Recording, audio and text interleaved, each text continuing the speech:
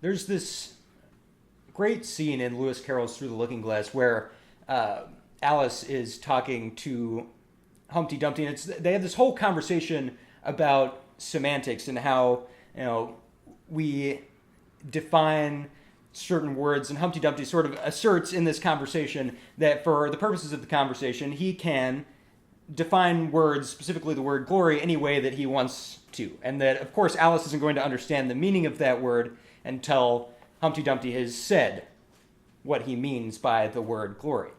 And it's sort of an illustration of what a terrible world that would be to live in if, these semantic differences are things that we can't come to an agreement on for the purposes of having a conversation. And I think that that is a serious problem in the context of a massive political debate that's happening right now across the country in terms of saving a movement that I call conservatism, or the conservative movement. But lots of other people, I think, define that word a lot differently than I do. And it is so difficult to have a political discussion that is going to bear any fruit if we can't agree on what it is that we're trying to save.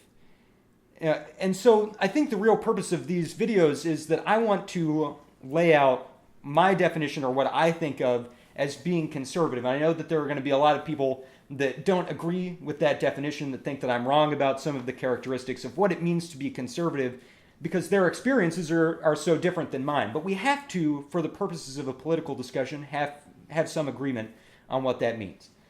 For me, it means things like decentralization, focusing on smaller subsets of government. Another word that we would use is subsidiarity, I think, is a defining characteristic of conservatism. I think that conservatism has an emphasis on very strong civil society as opposed to big government. I think that obviously an integral part of that is free enterprise, which is very important.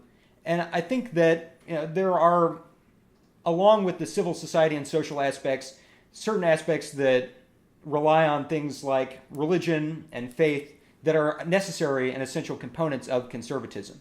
And I wanted to make a series of videos that define each of these characteristics, subsidiarity, free enterprise, etc., and sort of talk about how I would define conservatism, in hopes that at least among the people that watch these videos, we could actually have a conversation that made some sort of sense about saving the conservative movement.